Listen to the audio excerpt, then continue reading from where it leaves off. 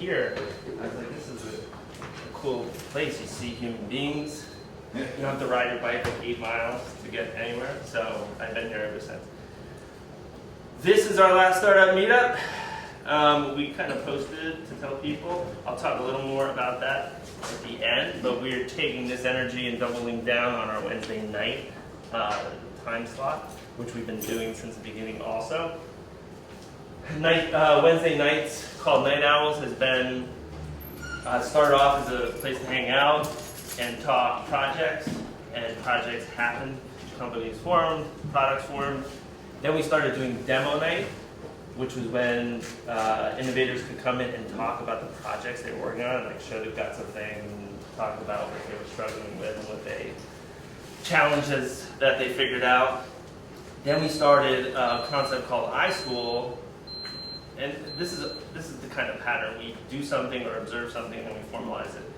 So what we notice is a lot of developers getting de facto training and really learning a lot fast just by working on projects. So we figured, let's just formalize that. Let's call it Code School, and then since we've been doing some 3D printing stuff, we went with a more generic iSchool so that we could include training about 3D printers and the software related to that. So we've done a few, and they've been well received. Wilhelm did an intro to Flask that he just learned like 8 weeks before that. It's a Python framework. Andrew Schwab did Shippable and Box Fuse, which is continuous deployment best practice for development. And it's not a beginner thing. Wilhelm's stuff was kind of on the beginner side. We did some other stuff in there, but tomorrow night is an intro to payments integration with the CTO of Card Connect, and that should be really awesome. Card Connect is sponsoring this track, and so we're really excited about that. They came down here, they heard about Startup Meetup, and then we talked to them. So we've got a good corporate sponsor, and the trainings are for free. And since we have multiple floors, you can still go downstairs or upstairs, or I don't know where we're going to actually do that. Probably on the main floor, but you can still do the normal stuff at night out. If you go to the website, you'll see the other courses that we have lined up. So I'm going to turn it over to Devon, and then I'll come back and we'll talk about. I've got Pabst Blue Ribbon in the fridge. I'm going to break that out for a little party at the end. But let's give a round of applause for Devon. She's going to tell a story, and then we can do some Q&A. Thank you so much. I'm very excited to be here. I think after having 3 small children, any type of road trip that is with other adults, with music that you choose, that may or may not have adult content, is quite a joy. So let me know whenever you want to hang out in Westchester. I am game for the road trip. We just need cheese curls on our way home. So my name is Devon Perry. I'm the co-founder of Kings Hall, which is a co-working campus in downtown Haddonfield. Kings Hall is a little bit unique. My husband and I started it after starting our family and really rooting in suburban South Jersey. We recognize that the co-working space has a customer life cycle. So if you look at the trends in co-working, you see in a lot of the urban markets, they've popped up, they started there, and then they really have been growing and growing and growing. If you look at the suburban market, you'll see that there aren't a lot of players. So we were wondering if that's because there isn't demand, or if it's because no one has done it yet. Walking my twins, I got pregnant on my honeymoon and incubated identical twin girls for a while. Around Haddonfield, we found that there were historic buildings that were really unloved. They had vines growing through them. They actually were funeral homes, and we wanted to bring them back to life. We didn't know that we would be doing co-working. We thought we would just be doing maybe a commercial residential renovation, because the first building that we invested in was zoned commercial residential. An investment in a place like Haddonfield and bringing those buildings back to life, we thought had great value because we wanted our family to grow up in that town. So I had my identical twin girls. I then got pregnant with my son. So we have 4-year-old twins and a 2-year-old little guy. And we got the right of first refusal on the second building, which is right next door to the Center Hall Colonial, built by Nathan Willits in the 1800s. And that is when my husband turned to me and said, "Do you remember that thing you used to do in Philly, coworking? Do you think it would work here?" And I thought, maybe, I don't know. Let's think about it a little bit. So if we sort of fly to the 30,000-foot level and look at the co-working industry, we think, what's the average, what does the person look like? What does co-working look like if co-working were personified and walked through that door? If we were to describe that person, would we say male or female? Probably male. Would we say above 30 or under 30? Probably under 30. We would probably say urban. We'd probably say a foot, at least 1 foot, if not a big toe in tech, with an idea, maybe having a successful exit, but maybe just trying to moonlight somewhere. So we started to describe this. And then we looked at ourselves, well, then how do we fit into this? We are settled down, we have babies, we are thinking about school for our kids, but we still have ideas. We're still relevant, and now we maybe want to invest some of our savings in some of those ideas instead of looking for funding.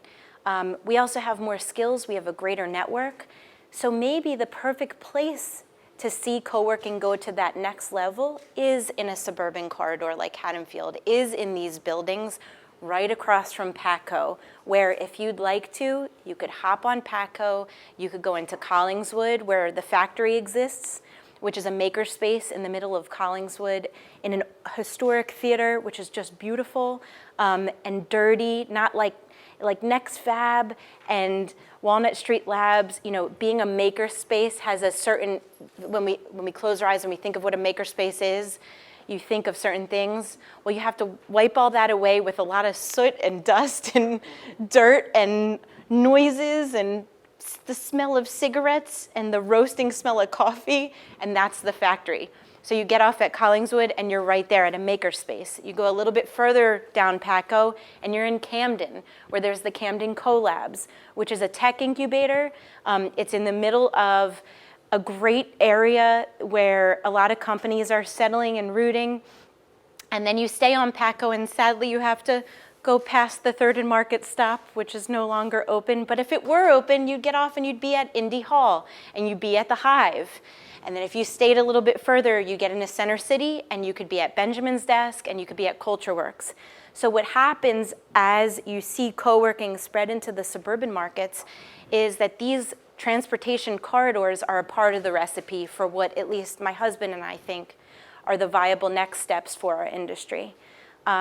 We would love to see not necessarily Kings Hall flags flying in other corridors like Haddonfield, but we'd love to share the story of Kings Hall, and if there are buildings in your towns that you can think of as being beautiful, historic, but maybe needing a little TLC, and you're up for it, this might be the story that helps you to take that next step. And they're not graceful steps, they are like our pillow talk as husband and wife in business has turned from whatever it was to, have you seen those chairs at IKEA?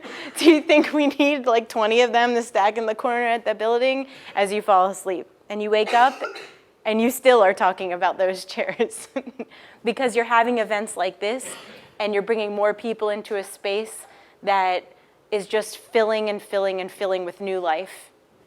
So that's the story. That's really the story of Kings Hall. It's what I'm passionate about now. I want to help other people who want to get out of their home offices and find the home office away from home environment and really dig in, whether it's moonlighting, working on their idea, or making that big, brave leap from reliable paycheck to, bleeding strategically for a period of time, which is where we are. And as I sit here in the final morning session, I also am open to not only answering questions about Kings Hall, but I'm open to talking about kind of the next phase of what Walnut Street Labs is going to be. And if there's anything that we can do to help, at least strategically, see things grow and develop into the next life. I love what's happening here, and South Jersey is a strong community of people who are waking up every day, and whether we're hacking on our own projects, I suppose I should talk a little bit about that. So before I had babies, I was running Dining Info. It was an online restaurant database serving 10 major cities with a focus on wine-friendly ratings. And GoBYO.com was our front-facing entity. So we would tell you if you wanted to drink a bottle of wine, where you could drink that bottle of wine, and if there was a corkage fee associated with popping that bottle. And we sold with 53,000 restaurants in our database because I got pregnant on our honeymoon, and I thought a pregnant woman wasn't really a good front-facing entity for a wine-related or alcohol-related business. And now as a mom, I think I'd be perfect for it. So I have a lot of stories to tell. I'm in crisis management PR. That's like my Batman persona. I cut my teeth working at the American Red Cross before Hurricane Katrina hit, and then transitioned into the United Way before the story that I told you today. So I can tell some more stories, or we can go into Q&A if you'd like. And I want to hear, I guess, who everyone is in the audience. Am I allowed to have the audience say who they are very quickly? That's part of the house rules. I don't know where Chris is. Okay. He does that part. So most of you have been here before. If you have not, these are the house rules. You raise your hand, and then Devon will pick on you, and you introduce yourself and where you work, and then ask your question. Hi, Ray Sarnacki. I'm an advisor here at the lab. I'd like to hear a little bit about your business model for sustaining your coworking space. So because Kings Hall started as an investment property that was zoned commercial residential, we actually first were looking for traditional now what we call member companies, but tenants. And anchor tenants, we believe, are the crux to succeeding in the co-working space. Anchor tenants need a lot of space. They make long-term commitments. They're fully invested. They root in the space in a different way than a co-working member. We want to provide the flexibility of being month to month. If you're going away with your family for a month and you don't want to carry the fixed overhead of a membership, we would like to foster that type of flexibility, but an anchor tenant or a member company makes it really possible to do so. So we've seen companies such as, we have a landscape architect. Our building is nestled in the middle of a beautiful green space that actually has an arbor that fruits Concord grapes out the back. We've had beer gardens and wine events back there. So a landscape architect who designs university campuses and corporate campuses is really at home on the first floor of our first investment, 8 Kings Highway West. And then when we invested in the second building, we were thinking, well, how do we make this model work in the same sustainable way that we did the first building? Ideally, what we do is we take all of our entire footprint and decide how to designate it so that our co-working members know what areas are available to them to spread into and utilize, whether they're meeting with a VC, meeting with a client, or having a staff meeting. So we have a room called the Willits Room it is our loss leader.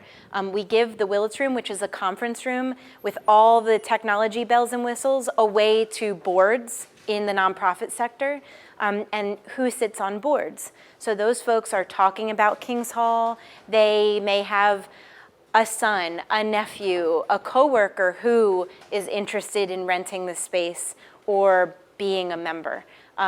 So that's another way that we're able to facilitate a sort of a separate revenue stream while giving it away most of the time. We also charge $49 an hour for if a real estate company wants to do a closing. So aside from baby making, Haddonfield is also known for real estate transactions and the beautiful downtown. Just in case our illustrious downtown folks are watching, and I said beautiful downtown as well as making babies in real estate. So the Willits Room is a source of revenue, but right now it's really just the loss leader mainly. We also have companies that are not necessarily member companies who are growing and they're working out of their homes, but they meet, you could say convene at Kings Hall. So they can reserve a space like the garden room, which can hold more people than the Willits Room, for a full day period. So that's an additional revenue stream. Off-site retreats, convening of the minds, reports to your board, that sort of thing can happen if you're a for-profit for a fee. And then, as I mentioned, the arbor that goes out the back and the green space in the back is underutilized, under-tapped into green space in an area that is not really full of privately owned and managed space. Again, right across from Paco, right across from the Paco parking lot. And parking, as we say, is a full contact body sport in Haddonfield. So it's nice to be nestled in that area and really exploring the outside as a potential revenue stream. So large events. We've had a beer garden on site, as I mentioned. A wedding is taking place on September 5th. So that's an additional potential revenue stream. My skills, and I feel Ben's skills and Chris and everybody that's making up the fabric of the Walnut Street Labs team, when we did a skills inventory at Kings Hall, we realized that public relations and marketing was something that a lot of our member companies and individual members either couldn't invest in at the moment, or maybe were just afraid to do the RFP process to find the right firm. Just even saying the word firm makes you think of like a retainer, and I'm not ready for that. Branding, those things. So those are things that I can also offer our member companies, and those who are a little more established are investing in my time as well. So that's an additional revenue stream for us. Ben? What about the onslaught of franchise co-working spaces and how it's creating like social pressure on the mom and pops, as cool as they are? Right. So how about we talk about Coca-Cola and Pepsi? Sure. So when I described Kings Hall before we opened our space, by the way, we opened our third building on Monday. They're next to one another. When I started to describe it, when it was raw space, I would say we're going to strive to be the Dr. Pepper or the A&W root beer of the, like the beverage industry. Not your father's root beer wasn't out yet. If it had been, I probably would have said that. But the Coca-Cola and the Pepsi of our industry may or may not be seen as co-working space, but at the same time, they exist and serve that type of need. So if it's space you're looking for and not necessarily community, there are other players in that market. There are also the idea of, the folks who are franchising, so maybe we call them the Uncola, like the Sprite, and they're paying attention to what we're doing. So they may or may not be coming to us, asking us about what we're doing and curious about South Jersey. Now, what I can tell you, and maybe the same thing is true for Westchester, is you can't come into South Jersey and think that you're going to start something like a community from another area and not pass the smell test. Like, our South Jersey is very proud. You know, we bleed green in South Jersey. If you're a retailer and you want to have giant socks, I wish you luck. But I'd like to buy them all, to take them off the shelves so that they're not visible in South Jersey. You have to understand the market. You have to understand the personality of the area. So I kind of dare the folks who think that it's just as easy as finding space and getting funding and opening up.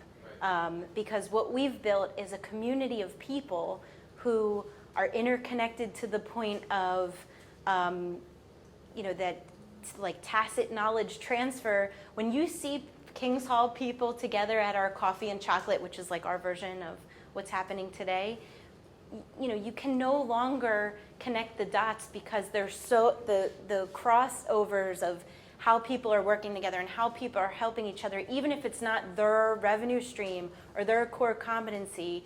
You know, that interconnectivity is not something that I can give someone. I'm not giving my secret sauce recipe away. Nor do I think that it's mine to give. It's something that we as a community created. So people who are coming in and using the franchise model, I don't know if it's something that can be viable in places like a South Jersey, when there is a lot of pride in being from South Jersey, and the community is such a strong ingredient in what we're doing. So you can sense my feathers puffing up when I talk about it. Because we are actually a mom and pop shop, fully invested in every way in what we do. And I think it's important for us not to garner support and members because of that, but I think that should make us feel compelled to add a greater level of value in what we do because of that. You know, we can turn on a dime if somebody says, look, you're going to need to consider this, or people want that, or they're not really interested in this, or okay, well, let's do it. Let's go right now. Let's break down this wall. Let's paint it gray. Let's paint it bright orange. Like, that's the type of thing that we can bring to the table as a mom and pop shop that I think will keep us relevant.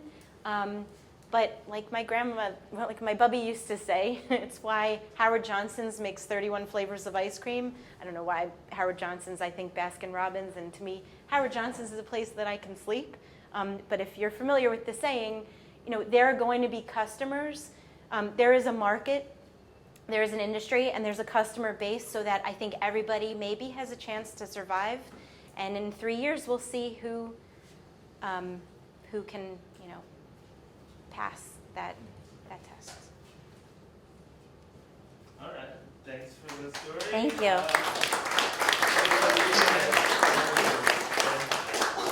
Sorry. It's okay. Tell me, I have a question about projects or companies that have been born out of that. Have you had people who got together and turned into a new company or spun out projects? Yes, we have a member who just recently started a real estate magazine, who, when he joined, originally was working for a yearbook company. So I don't know if anyone's familiar with like the Herff Joneses of the universe. And from that, you know, Haddonfield is very ripe with folks in real estate, title, surety. You know, there are tons of, it's quite an ecosystem. So watching him develop this concept and helping him to connect with other people in the area, all the people who have closings in the Willits room are people who can connect with this member and his company in order to bring them to the next level. We also have the South Jersey Tourism Corporation as a member of Kings Hall. It's visitsouthjersey.com. They contracted with a member company, and her company name is Nicola Black. She was one of the original Dr. Sketchy's gals in Philly. She does branding. She is a phenomenal graphic designer, and she rebranded Visit South Jersey. So there are things like companies growing and interactions that improve a brand that I think bring it to the next level.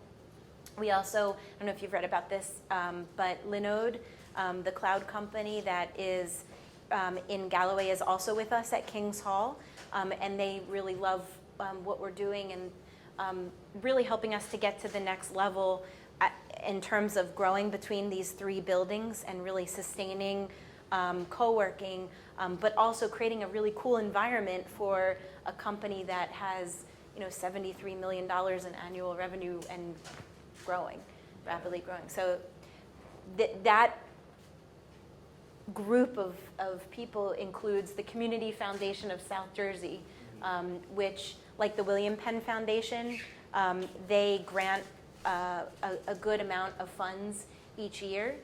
And it could be someone who's lost a child, who wants to memorialize that child. They can create a fund within the Community Foundation, and then have golf outings, and the contributions can go into that fund. That fund can open up within 48 hours or less. So when there's like a groundswell of support needed for something, it's a good place to turn. So this Community Foundation is also working with Visit South Jersey, with Nicola Black to rebrand, and growing manpower-wise as well as dollar-wise with us. Okay. Yeah. Can you talk a little more about Linode? Why did they choose their own to build their own? Are they sticking to this? So Linode is interested in like the vibe of Kings Hall, and they love South Jersey, and they also like the idea of their team working with and around other people, but at the same time they need a certain type of environment. So as they grow with us, we are helping them to root and also kind of open the door into what the South Jersey co-working community and vibe is all about. So people are relocating to our area from Linode, and their kids are starting to go to school in our area, and they're probably going to have a bigger role in what happens next in terms of the South Jersey tech scene too. Okay. State your name. Jeff, I'm in real estate and was wondering how you got financing for your first building. So we don't have financing in terms of Buying it?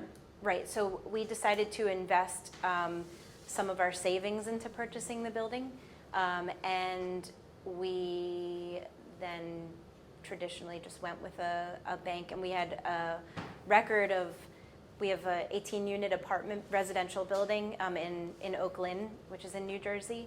So we have a bit of a track record there. And I think just with my background with GoBYO and Dining Info, I think they believed in us as people,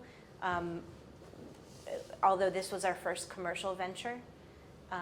And we still have to, we're still proving the model. But with the anchor tenants and the member companies, I think we're showing banks and the financiers that we're reliable. Great. Yeah, thank you. Ben? I got a bunch more. So you talked about looking at kind of the market research, or at least some geographical understanding of where we're going to put our, where we're going to put our space, and how is it going to thrive, provided that there is an ecosystem surrounding it to connect to. So what other things have you done in the process of validating kind of this awesome idea to build a community or allow for a hub in the area that you care about most?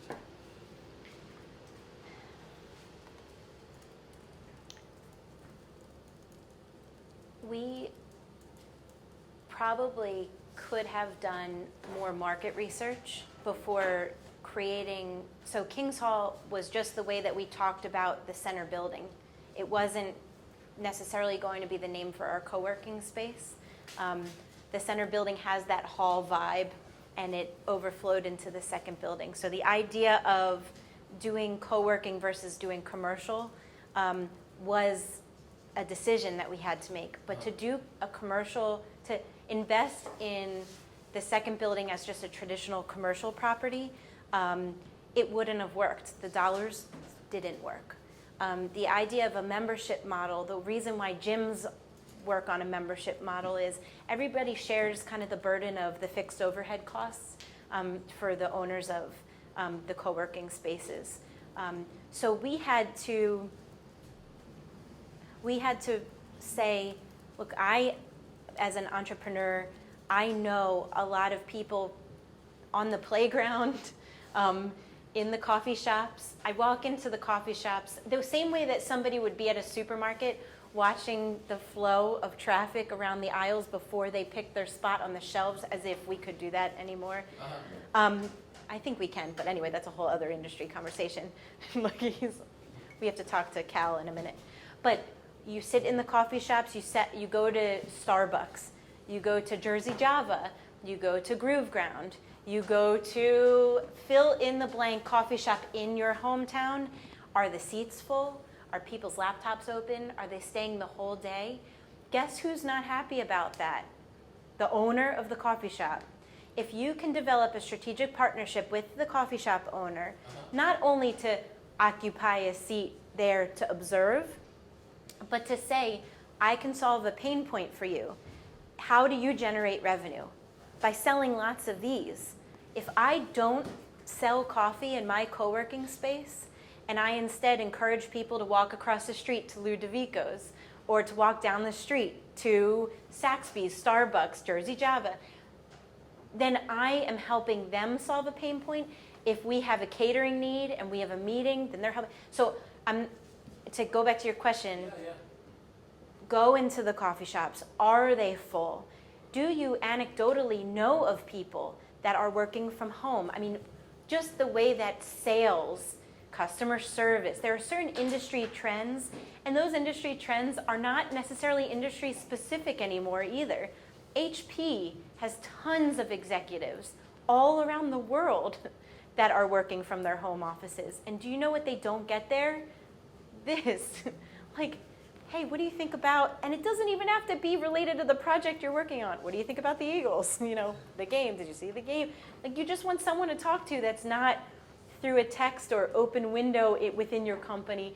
So if you can go to the coffee shops, observe the flow, if you can talk to people in where you naturally are, if your kids are playing sports, if your neighbors can tell you about their kids, if you can go to the universities and figure out what kind of incubator programs they have, where are those people going after they graduate from incubators? We don't have an incubator. So we see ourselves as the next step after the incubator as well.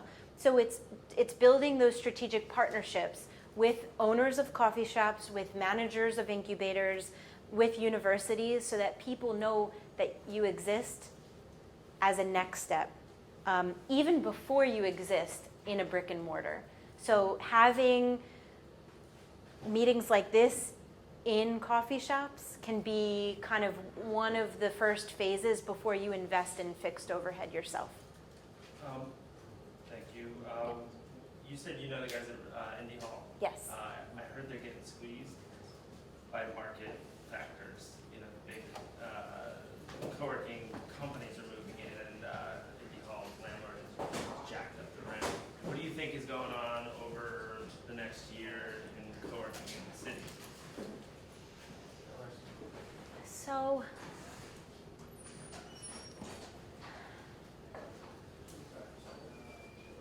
a lot of personal trainers have opened up in brick and mortars. I don't know if you've seen it happen in your neighborhoods, but it's kind of a thing. So I'm going to talk about another industry just because it's a safer place for me to talk.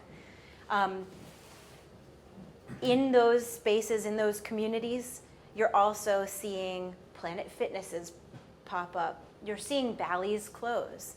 You're seeing consolidation. I think we're going to see a lot of the same things happen in our industry. I believe that the value that we bring to the table as owners of co-working spaces as the bigger folks come in may need to be in cooperation, because frankly, I'm not going to overinvest in additional fixed overhead, but they may have a bigger room available for a 40 to 240 person meeting, and maybe they don't have as many flex office spaces that aren't committed to a lock and key as we do. So perhaps in the same way that the coffee shop owners are making referrals to co-working spaces, maybe the way to survive is to actually play nicely with the bigger players in the urban markets. Okay. Question? Yes. Hi, I'm Peter with SCORE. It's sort of question observation. Yes. And I've known Chris a long time, 5, 6 years. We're neighbors. You all seem to be talking about co-working as a business. I want to make money on it, or at least not lose money. Is there an alternate model that is successful you're aware of, that co-working as a nonprofit supported by the community, the government, whether it's county, the state, the banks, etc.? Does that model work in your mind? So what we, as a best practice, I would definitely highlight CultureWorks in Center City. They are a nonprofit started by Thaddeus, run by Zach and I'm forgetting her name. Forgive me. Baby brain, talking to the camera. But CultureWorks is a perfect best practice model if you want to think about the nonprofit version of co-working. They could tell you what works there and they could tell you what doesn't work there, but in addition to what works is providing ancillary services like accounting, bookkeeping, things that a lot of nonprofits and startups may or may not be able to do, may or may not be able to afford to do when it comes to maybe investing in a bigger firm, an accounting firm. So they're still subsidizing their nonprofit status and even donate, the idea of like getting a donation, a co-working space getting a donation, with additional revenue streams like those ancillary services. They can get grants. We could get grants as well. There are some lines there, but like the Knight Foundation doesn't cut you off if you're a for-profit, as an example. The state may offer funding. The reporting time necessary to steward dollars from the state, just as one example, could force me to do nothing but write and report. Now, that is not what I should be doing as an owner of a space. So if a dollar comes at a greater cost to time, and it starts to pull as opposed to give, the dollars up front may give money to invest in infrastructure, but the cost of those dollars may or may not be worth the investment in submitting your letter of intent, in writing your RFP and all of, or your proposal. Bank funding is something that we've used to buy our property, but our property and our operations are separate companies. So that, do you want to talk a little bit to the question? It's something that we considered, but we've also taken state money, and there is a lot of overhead for that. But it's an important partnership, so something to consider. But it's interesting that there's one proven example that you're aware of. I don't know if there are other ones. Well, Venture Forth. Are they no? But Venture Forth,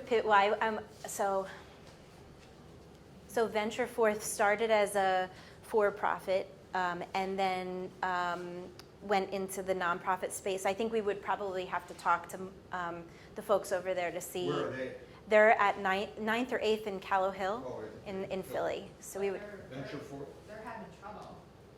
They had to get an angel investor to invest $50,000 just to keep them afloat for the next couple months. So I think it's probably worth a wider conversation to answer the question, because I don't know if it's the right choice for everyone, but perhaps it works for some industries. VentureForth serves a tech, largely tech companies, whereas CultureWorks is primarily serving the nonprofit sector. So to be a nonprofit serving the nonprofit sector may be more of a fit. Yeah, well, those two things don't have to be. You could be a nonprofit and serve whatever sector. Exactly. I'm just wondering in terms of making it work. So with the VentureForth example, or what you just stated, I think that it's probably something we should learn more about. Sorry, my name's Mary Lisso, I'm a state trust tax attorney. I was just browsing your website and checking out the photos of your space. It's beautiful. Thank you. You know, nice professional conference room tables with nice hardwood floors, the attention to detail within the building itself. I'm sure you gave the interior of the building, a lot of thought in the kind of businesses and anchor businesses that you are going to attract into that space, so that you can market to businesses that could actually pay the rent. Is that correct? Yes. Is that your idea? We actually contracted with TAO Design, who is responsible for the build out of the Cambridge MIT co-working space. They're a South Jersey company. TAO is a South Jersey company as well. It was an investment, but we think it was worth it because that's what we're providing. So the hardwood floors, they're restored historic, 200-year-old floors. But the things like the conference room table and the tech, are taking a lot of upfront capital in order to make sure that it's what it needs to be. And we do want the space to feel like a space where you want to bring your clients. And Krista and Becky are members of Kings Hall, and not to put them on the spot, but I think if you're thinking about where we've been working out of and where we're now working out of in the new building, it's like night and day, isn't it? Do you want to talk a little bit about what you're most excited about in moving into the new space and how design plays into it? I'm Becky Lamushu. I run Yellow Pear Media, which is a social media marketing company. I'm most excited because we now have one fluid, table that those of us that are, full members are now all working at. We're going to have established nameplates.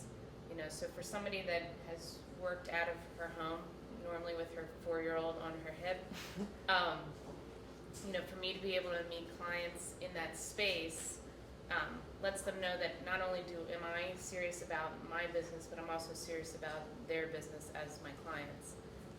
So it's that table space that we're all working at communally is also advantageous because we've got another gal who's a Google Analytics professional, and Nicola Black, who Devon spoke of, that is a graphic designer, and so we're able to not only work on our own projects but talk with one another throughout the day and figure out and problem solve, and network at the same time. So it's really exciting to be moving into that new, hip space that legitimizes a lot of us that previously had been working from home. Mm-hmm. And combined with the sleekness of the tech, we have raw walls that it reminds us of how far the buildings have come. I mean, they were exposed to the elements for a while, with vines growing through the Willits room, which now, looking at the pictures on the website, you would never even imagine that was the case.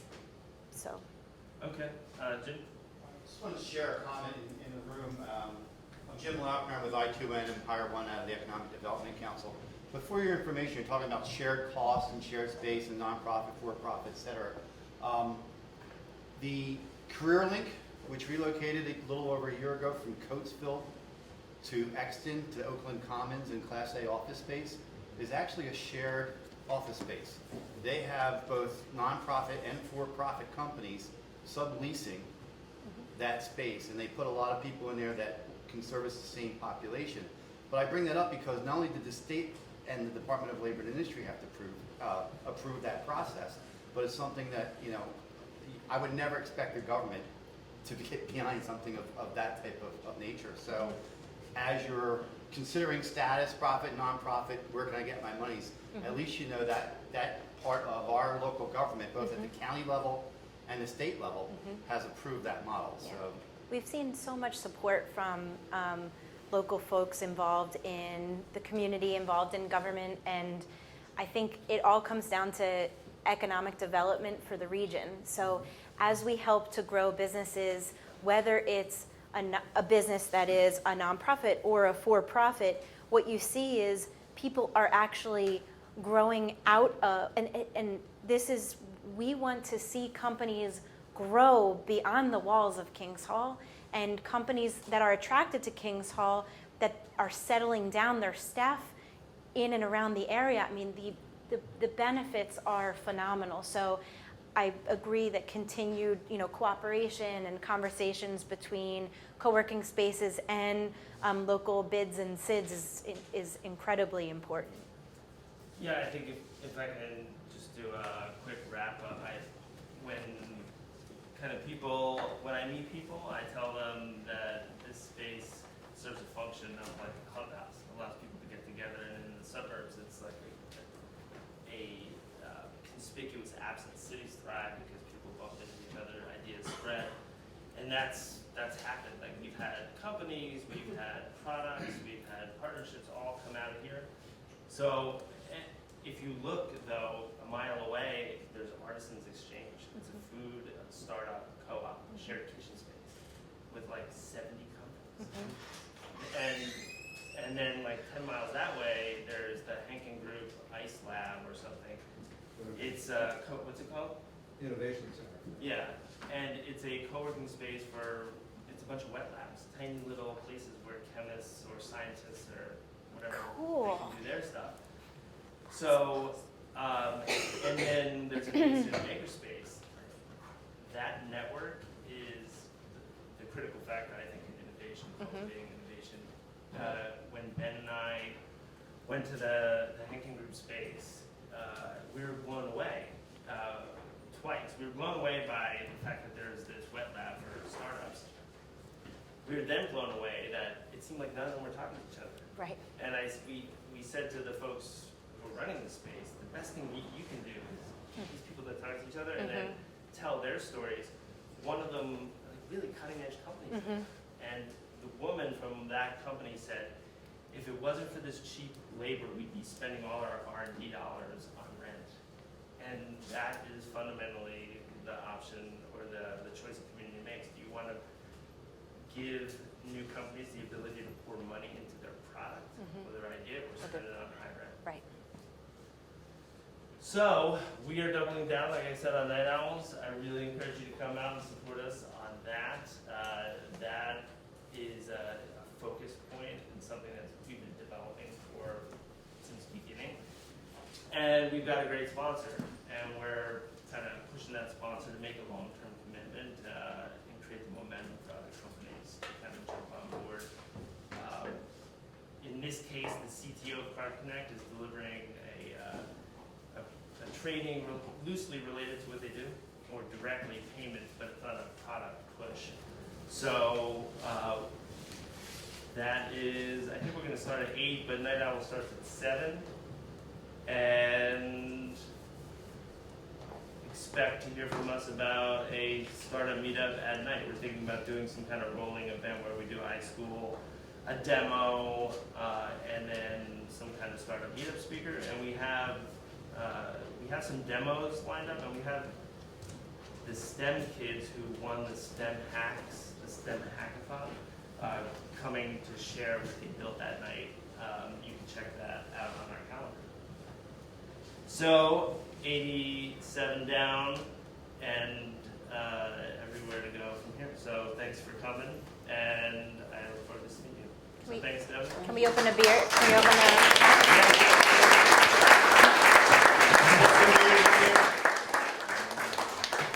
I think we need to do a toast to these. What do you think? Here's to innovation and growing companies through coworking. And morning drinking.